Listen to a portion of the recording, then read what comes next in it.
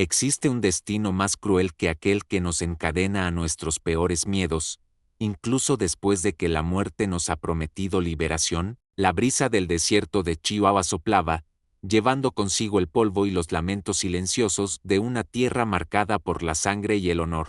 En ese crepúsculo de sombras alargadas, un jinete solitario se acercaba a un rancho abandonado, su silueta dibujada contra un cielo teñido de naranja y púrpura, presagio de eventos que desafiarían la razón. El vaquero, de nombre Ricardo, el silencioso, Sánchez, era conocido por su estoicismo y por los ojos penetrantes que habían visto demasiado en la frontera entre la ley y el caos. Había cabalgado durante días persiguiendo un rastro difuso, una promesa de recompensa por un bandido que, según los rumores, era más fantasma que hombre. El silencio del lugar era espeso, roto solo por el chirrido de una veleta oxidada que giraba con el viento, como una melodía fúnebre. Al descabalgar, el olor a ceniza y desesperación le arañó la garganta. La luna creciente comenzaba a asomarse, proyectando sombras fantasmales que danzaban en las paredes derruidas. Fue entonces cuando escuchó un susurro, débil como el último aliento de una vela, proveniente del interior de la choza principal.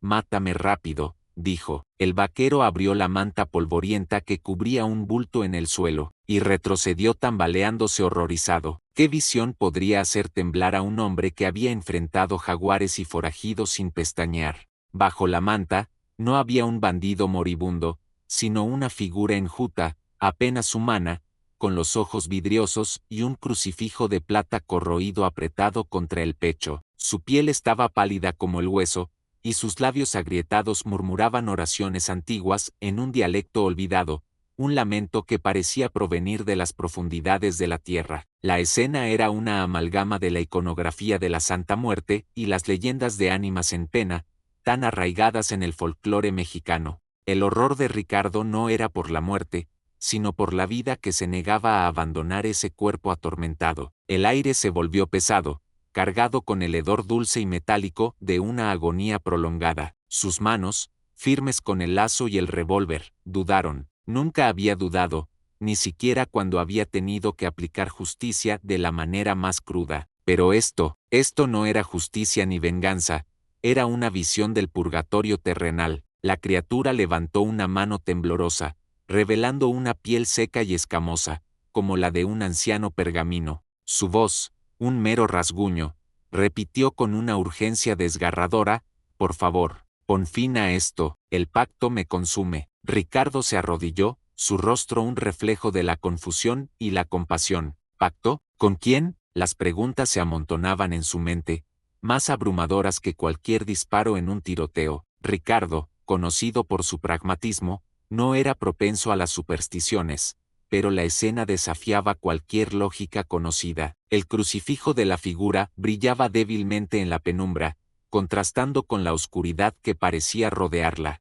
La súplica del ser moribundo no era la de un hombre que teme a la muerte, sino la de uno que la anhela desesperadamente como un escape de un tormento aún mayor. Una escalofriante conexión se formó en la mente de Ricardo con las antiguas historias de la Inquisición española que su abuela le contaba, cuentos de almas atrapadas y juramentos eternos. Decidido a entender, Ricardo le ofreció un trago de agua de su cantimplora. La criatura bebió con avidez, sus ojos, antes vacíos, ahora mostraban un destello de gratitud efímera. Con cada sorbo, parecía recuperar una sombra de humanidad, una chispa que revelaba a un hombre atrapado en una pesadilla. Era el rostro de alguien que había conocido la luz, ahora envuelto en las tinieblas. «Mi nombre es Elías, Ciceo Elías», su voz un poco más fuerte. «Elías de la Vega. El pacto, lo hice por amor, por el amor prohibido de una gitana andaluza, en los albores de un siglo que prometía libertad pero solo trajo más cadenas».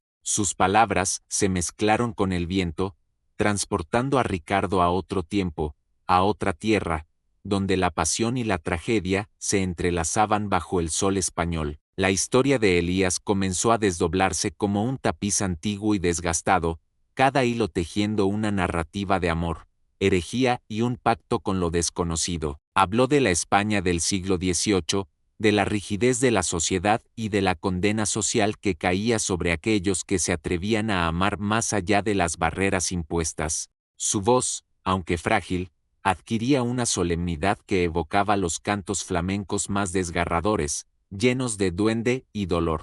Elías había sido un joven noble de Sevilla prometido a una dama de alta cuna, pero su corazón fue cautivado por solo una bailaora gitana de ojos tan oscuros como la noche andaluza y espíritu tan libre como el viento. Su amor era un desafío a la Inquisición, una afrenta a la moral de la época. Las miradas furtivas en el patio de los Naranjos, los encuentros secretos bajo la luna llena en la Giralda, todo tejía una red de peligro que amenazaba con consumirlos. Cuando su amor fue descubierto, Sol fue condenada como bruja y Elías, por su implicación, excomulgado y deshonrado. Desesperado, Elías buscó cualquier camino para salvar a Sol, recurriendo a viejas leyendas y susurros de magia oscura transmitidos por los gitanos. En la más profunda desesperación, encontró a una bruxa gallega de la sierra que le ofreció una solución.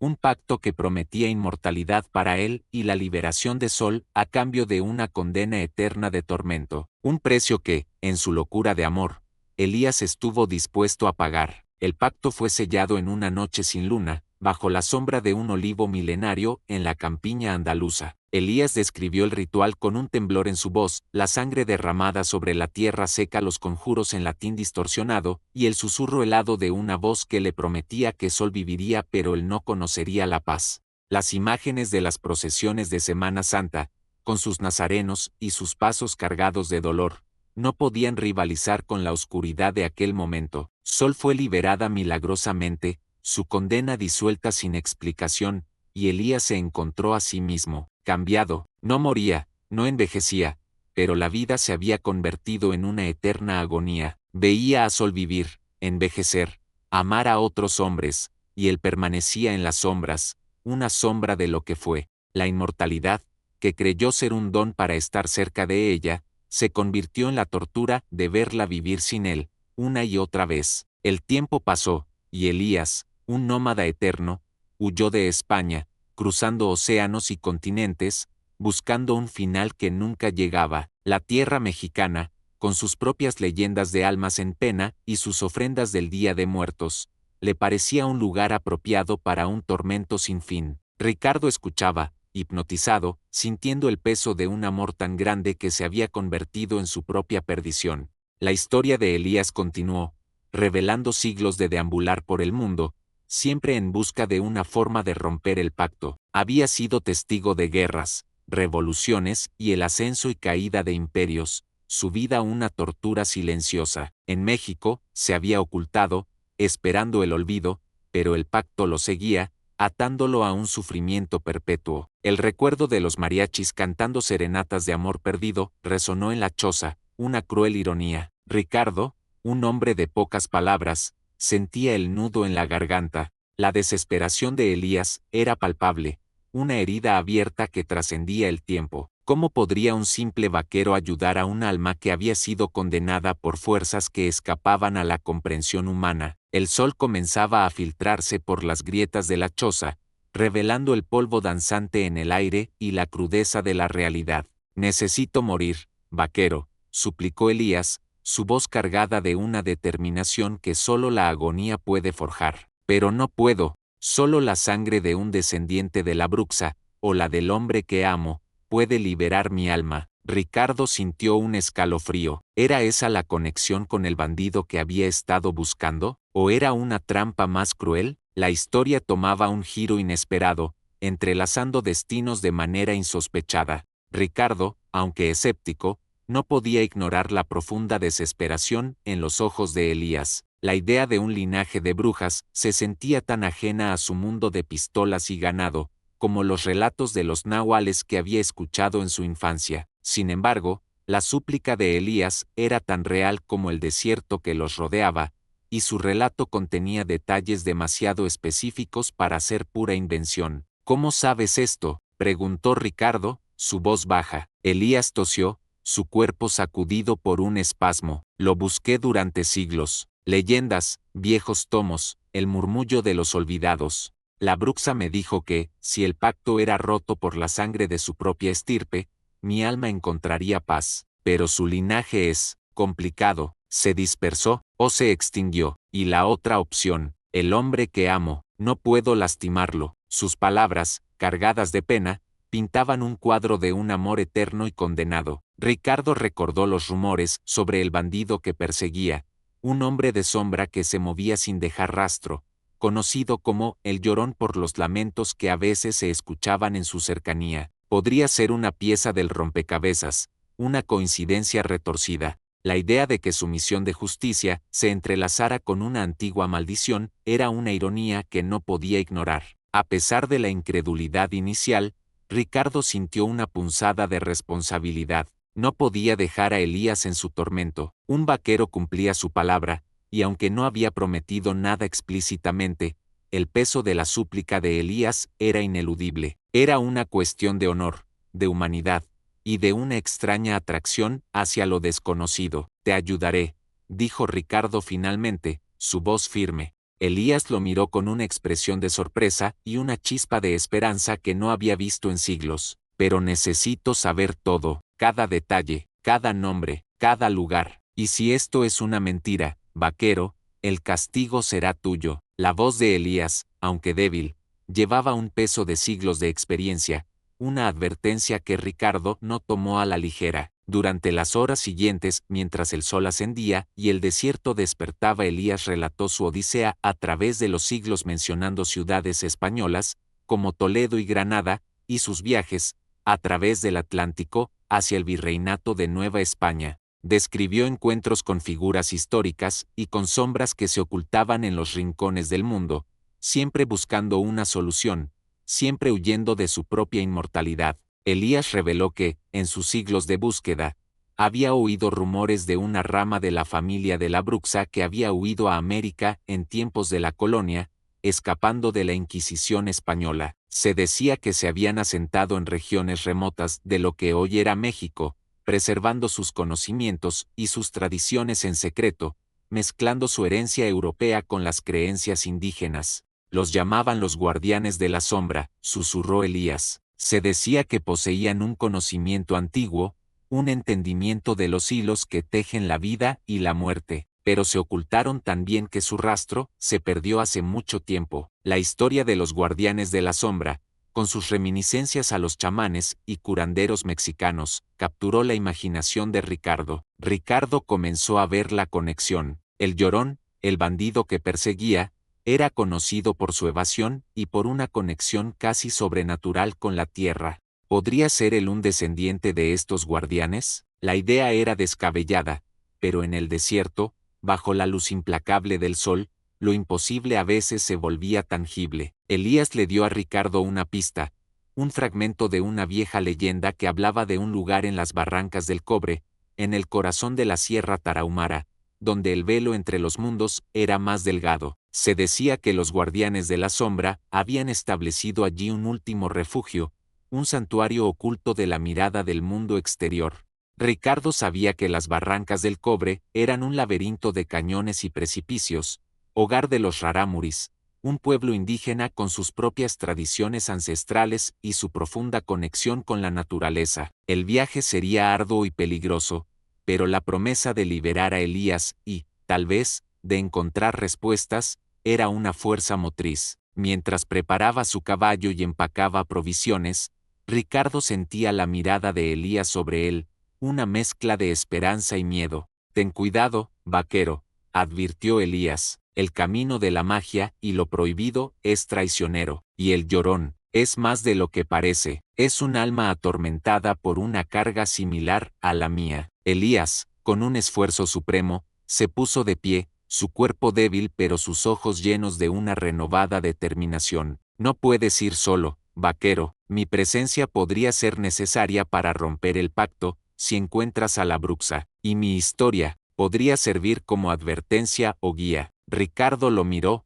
escéptico. Elías apenas podía caminar. Soy una carga, lo sé, dijo Elías, leyendo la expresión de Ricardo, pero soy inmortal, y puedo contarte lo que he visto, lo que he aprendido. Mi conocimiento puede ser tu escudo. A regañadientes, Ricardo accedió, cargó a Elías con cuidado sobre su caballo, cubriéndolo con una manta para protegerlo del sol inclemente. Así, el silencioso y el alma condenada emprendieron su viaje hacia las barrancas del Cobre, una extraña pareja unida por un destino inusual. El sol quemaba la piel y el viento susurraba secretos, pero la determinación de Ricardo era tan inquebrantable como las montañas que se alzaban en el horizonte. El viaje hacia las barrancas fue una prueba de resistencia y paciencia. Atravesaron desiertos abrasadores, cruzaron ríos turbulentos y escalaron montañas escarpadas. Por las noches, junto a la hoguera, Elías continuaba su relato, sus palabras un bálsamo para el silencio del desierto. Describió las tradiciones españolas, las fiestas de San Fermín, el aroma de las tapas en Madrid, todo un contraste con la crudeza del paisaje mexicano. Ricardo compartió historias de su propia vida, de los duelos bajo la luna y la lealtad de su caballo. En estas conversaciones, se forjó un vínculo inquebrantable entre el vaquero y el inmortal, un entendimiento mutuo de las cargas que cada uno llevaba. A pesar de las diferencias abismales, ambos eran hombres marcados por el dolor y la búsqueda de un propósito. Una noche, Elías, en un arrebato de melancolía, le habló de los beneficios del mezcal para liberar la lengua, una tradición mexicana. Ricardo, con una sonrisa, sacó una botella de su alforja. Bajo la luz de la luna, Elías bebió, y las historias fluyeron con mayor facilidad, revelando más de su dolor y su anhelo por Sol, por su amor perdido. Después de semanas de viaje, llegaron a la entrada de las barrancas del Cobre. La inmensidad de los cañones era sobrecogedora, un laberinto de piedra roja que se extendía hasta donde alcanzaba la vista. Elías señaló un sendero apenas visible que serpenteaba hacia el interior del cañón, un camino que parecía más apto para las cabras que para los hombres. Mientras avanzaban, el ambiente se volvió más denso, cargado de una energía ancestral. Ricardo sentía una presencia, una sensación de ser observado. De repente, una figura emergió de las sombras, montada en un caballo oscuro, su rostro cubierto por un paliacate. Era el Llorón, el bandido que Ricardo había estado persiguiendo. El Llorón detuvo su caballo, sus ojos, visibles a través de las rendijas del paliacate, fijos en Elías. No había sorpresa en su mirada, sino un reconocimiento sombrío. «Así que has regresado, Elías», dijo el Llorón, su voz resonando en el cañón. «Pensé que el desierto te había reclamado por fin». Ricardo, con la mano en su revólver, estaba listo para cualquier cosa, pero Elías, con un gesto débil, le indicó que esperara. «El Llorón no es un enemigo, Ricardo», susurró. «Él es el descendiente que buscamos, el hijo de la bruxa, el heredero de la sombra». Ricardo bajó lentamente su mano, la sorpresa congelando sus movimientos. El Llorón, cuyo verdadero nombre era Joaquín, desenvainó una daga curva, su hoja reluciente al sol poniente. «Mi abuela me contó la historia», dijo Joaquín, sus ojos fijos en Elías, «de la mujer que amó a una sombra, y del pacto que la condenó. Ella me habló de ti, Elías de la Vega». Su voz carecía de rencor, solo de una profunda tristeza. Joaquín reveló que su linaje había custodiado el secreto del pacto durante generaciones, esperando el día en que Elías regresara para buscar su liberación. Su abuela, antes de morir, le había dado la daga, diciéndole que solo la sangre de un descendiente de la bruxa, empuñada con amor y compasión, podría liberar el alma atormentada. La revelación de Joaquín pesaba sobre Ricardo. El Llorón no era un simple bandido, sino un guardián de una antigua maldición, obligado a vivir en las sombras para proteger su linaje. Su soledad, su reputación de tristeza, todo cobraba un nuevo sentido. Las historias de los valientes charros mexicanos, con su honor y su destreza, contrastaban con la carga silenciosa de Joaquín. Joaquín explicó que su linaje había evitado el matrimonio y la procreación para evitar que el poder del pacto se diluyera o cayera en manos equivocadas. Él mismo había renunciado a cualquier relación, condenándose a una vida de soledad por el bien de una promesa ancestral. Su rostro,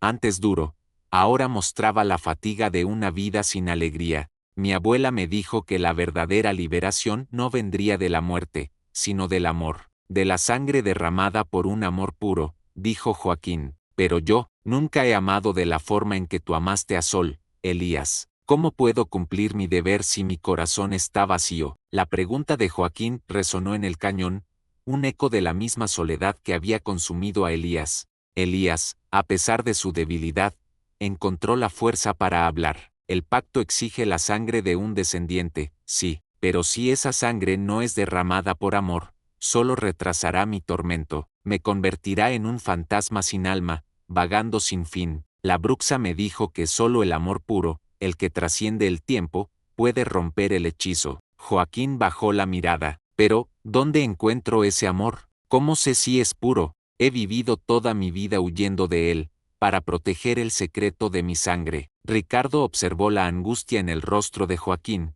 una desesperación que reflejaba la de Elías. La situación se había vuelto más compleja de lo que nunca imaginó. Ricardo, un hombre de acción, no tenía respuestas para las preguntas del corazón, pero sabía de honor y sacrificio. Tal vez, dijo Ricardo, su voz baja, no tienes que encontrarlo. Tal vez, el amor ya está allí, en el sacrificio que estás dispuesto a hacer por Elías, en la compasión que sientes por su sufrimiento. Elías, al escuchar las palabras de Ricardo, asintió débilmente. Tiene razón, Joaquín, el amor no siempre es romántico, puede ser la lealtad, la compasión, la amistad profunda. La bruxa dejó un pergamino, lo guardé durante siglos. Habla de un ritual, de un lugar sagrado en estas barrancas, y de una conexión inesperada. Con manos temblorosas, Elías sacó de un pequeño relicario de plata que llevaba al cuello un pergamino antiguo,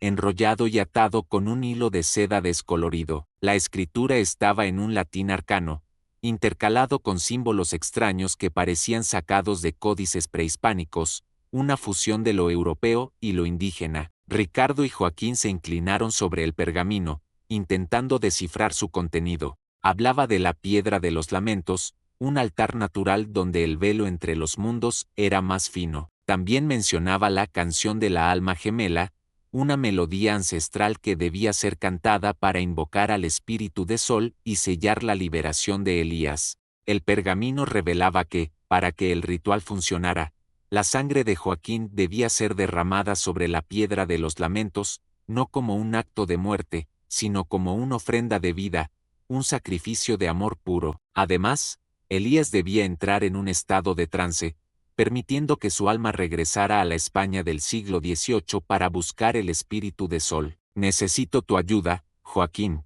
dijo Elías, su voz cargada de una nueva esperanza. Necesito que me guíes a la piedra de los lamentos. Y Ricardo, necesito que me protejas mientras mi alma viaja. El vaquero y el bandido, unidos por un propósito común, asintieron. La misión se había transformado en algo más grande que cualquier persecución o recompensa. Los tres emprendieron de nuevo su camino, adentrándose más en el corazón de las barrancas. El paisaje se volvía más salvaje, las paredes de los cañones se alzaban como catedrales naturales, y el aire vibraba con una energía mística. Los rarámuris, que observaban desde la distancia, reconocieron a Joaquín, el hombre triste que a veces les traía ayuda, y sentían la presencia de algo antiguo en el aire. Finalmente, llegaron a la piedra de los lamentos, una imponente formación rocosa en forma de altar, cubierta de líquenes y musgo. El sol del atardecer teñía la piedra de un color rojizo intenso,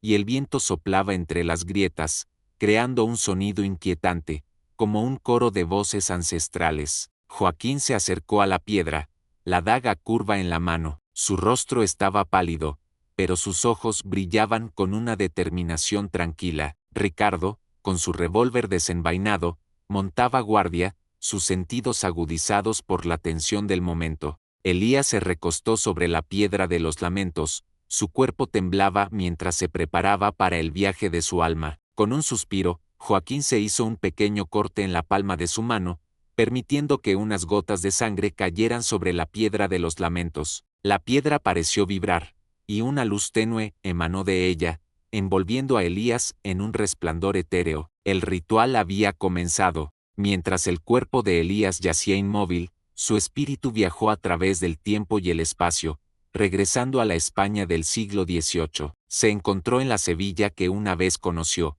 en el patio de los Naranjos donde había compartido sus primeros besos con Sol. El aire estaba impregnado con el aroma de las azahares y el sonido de una guitarra flamenca a lo lejos, una escena vívida que desató una avalancha de recuerdos y dolor. Buscó a Sol entre las multitudes, en las calles bulliciosas y en los rincones silenciosos. Finalmente, la encontró. No era la Sol joven y vibrante de su memoria, sino una anciana, su rostro surcado por las arrugas del tiempo, sentada en un banco, con la mirada perdida en el horizonte. Llevaba el mismo pañuelo que él le había regalado hacía siglos. Elías se acercó, su espíritu invisible para todos excepto para ella. Cuando su mirada se encontró con la de Sol, una chispa de reconocimiento brilló en sus ojos. Ella no lo veía con los ojos del cuerpo, sino con los del alma, y una lágrima solitaria rodó por su mejilla. Elías, susurró, su voz débil pero llena de amor. Siempre supe que volverías. Joaquín, siguiendo las instrucciones del pergamino, comenzó a cantar la canción del alma gemela. Era una melodía melancólica, una fusión de un cante hondo andaluz y un lamento rarámuri, que resonaba en el cañón, llevando consigo el dolor y la esperanza de generaciones. Su voz, aunque áspera, estaba llena de una emoción que conmovió a Ricardo. En el pasado, el espíritu de Sol se levantó, su forma se volvió más translúcida, y se unió al espíritu de Elías. Juntos, bajo el sol andaluz, comenzaron a bailar, un baile lento y lleno de gracia, de amor y de despedida. Era una danza que trascendía el tiempo, una última expresión de su unión eterna. Mientras danzaban, el cuerpo de Elías en la piedra de los lamentos comenzó a brillar con más intensidad. Ricardo observaba, hipnotizado, sintiendo la fuerza de un amor que había resistido el paso de los siglos y las cadenas de un pacto oscuro. Era una imagen de belleza y tristeza, un testimonio del poder del espíritu humano. A medida que la canción de Joaquín llegaba a su clímax, el baile de Elías y Sol se hizo más apasionado, más etéreo. Finalmente, con un último giro, sus espíritus se fundieron en una luz brillante que ascendió hacia el cielo, dejando atrás una sensación de paz y liberación. En la piedra de los lamentos, el cuerpo de Elías se sacudió con un último espasmo. La luz que lo envolvía se desvaneció, y un suspiro profundo escapó de sus labios. Su piel, antes pálida y escamosa, recuperó un tono más saludable, y su rostro, aunque marcado por siglos de sufrimiento, encontró una serenidad que nunca antes había poseído. Ricardo se acercó, con el corazón latiendo con fuerza. Elías abrió los ojos, no con la mirada vidriosa del tormento, sino con una paz profunda y una gratitud infinita. Libre, susurró, una sonrisa débil pero genuina en sus labios. Finalmente, libre. Y ella, Sol, está conmigo. La paz se extendió por el cañón, un alivio palpable después de siglos de tormento. Elías, aunque débil, se sentía vivo de una manera que nunca había imaginado. Su inmortalidad había desaparecido, reemplazada por la dulce promesa de la mortalidad, de un final que ahora podía abrazar. Ricardo y Joaquín compartieron una mirada de comprensión mutua. Habían sido testigos de algo extraordinario, algo que trascendía sus propias realidades. El vaquero, que solo buscaba capturar a un bandido, había encontrado una misión más profunda, una que había liberado un alma y forjado una amistad inquebrantable. Gracias, Joaquín, dijo Elías, su voz aún débil, pero llena de sinceridad, por tu sacrificio, por tu amor. Tu linaje ha cumplido su promesa. Joaquín asintió, las lágrimas rodando por sus mejillas, no de tristeza,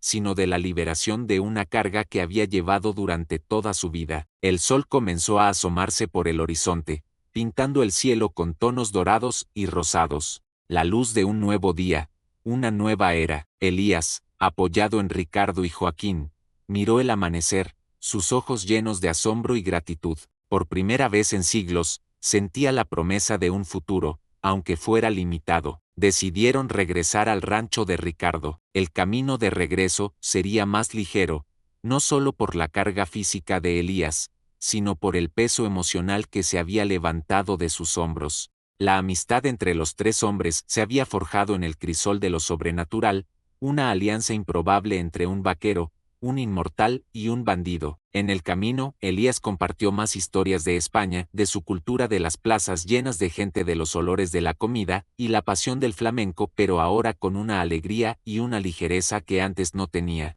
Y Ricardo, a su vez, le habló de los vibrantes mercados mexicanos, de la lucha libre y de la calidez de la gente, un intercambio cultural que enriqueció sus almas. Una semana después, en el rancho de Ricardo, Elías se sentía cada vez más fuerte, su piel había recuperado su vitalidad, y sus ojos brillaban con una luz renovada, pero también sabía que su tiempo era limitado, la mortalidad, una vez una condena, ahora era un regalo. Es hora de partir, dijo Elías una mañana, mirando el horizonte, mi espíritu está en paz, Sol me espera. Ricardo y Joaquín lo miraron con tristeza, pero también con comprensión. La despedida era inevitable, pero el vínculo que habían forjado sería eterno. Con un último abrazo, Elías se despidió de sus dos amigos, caminó hacia el desierto, su figura desapareciendo lentamente bajo el sol. Ricardo y Joaquín observaron hasta que ya no pudieron verlo, sus corazones llenos de una mezcla de pena y alegría. La liberación de Elías también trajo consigo un cambio en Joaquín. La carga de su linaje se había levantado, el peso de una promesa ancestral ya no lo oprimía, los lamentos que le habían dado su apodo cesaron, reemplazados por una paz que nunca había conocido. Joaquín, el ex bandido, comenzó a usar sus habilidades para el bien, ayudaba a los viajeros perdidos en las barrancas, compartía su conocimiento de la tierra y sus secretos con aquellos que lo necesitaban. Su reputación cambió, de el llorón a el guía, un protector silencioso de las tierras sagradas. En ocasiones, Joaquín visitaba a Ricardo, y juntos compartían historias junto a la hoguera, recordando su increíble aventura. La amistad entre el vaquero y el descendiente de la bruxa se convirtió en una leyenda en la región, un testimonio de que incluso los destinos más oscuros pueden encontrar la luz. Ricardo, el silencioso, Sánchez también fue transformado por la experiencia. Ya no era solo un vaquero que impartía justicia con la punta de su revólver. Había visto el amor que trascendía el tiempo, la redención de un alma y la intrincada danza entre lo humano y lo sobrenatural. Se convirtió en un hombre más sabio, más reflexivo. Compartía las historias de Elías con aquellos que estaban dispuestos a escuchar, recordándoles que el mundo estaba lleno de misterios que iban más allá de lo que se veía. Su rancho se convirtió en un refugio para los viajeros y los curiosos, un lugar donde se contaban historias de un amor prohibido y un pacto ancestral. Ricardo nunca olvidó la visión que lo había horrorizado al principio, la criatura enjuta bajo la manta. Esa imagen se había convertido en el catalizador de una aventura que había cambiado su vida para siempre, mostrándole que el corazón humano, incluso el más condenado, siempre busca la redención y el amor. Años después, en una tarde tranquila, Ricardo, ya un anciano con el cabello blanco, estaba sentado en el porche de su rancho. Un joven vaquero se acercó, buscando indicaciones para cruzar las barrancas del Cobre. Ricardo lo miró, y en los ojos del joven vio una chispa de aventura y curiosidad. Le contó la historia de Elías, de Sol, de Joaquín y de la Piedra de los Lamentos. El joven escuchó, hipnotizado, las palabras del viejo vaquero. Era una historia que se transmitía de generación en generación, una leyenda que unía las culturas de España y México, de la pasión y la redención. ¿Y qué pasó con Elías?, preguntó el joven. Ricardo sonrió. Se fue en paz, joven, con el amor de su vida. A veces, si el viento sopla de la manera correcta, se dice que puedes escuchar su canción en las barrancas, una melodía de amor eterno. La historia de Elías de la Vega y Sol, la gitana andaluza, se convirtió en una parte de la rica tapicería de leyendas que adornaban las tierras mexicanas, un eco de la conexión profunda entre dos culturas, la española y la mexicana, unidas por lazos de historia, amor y dolor.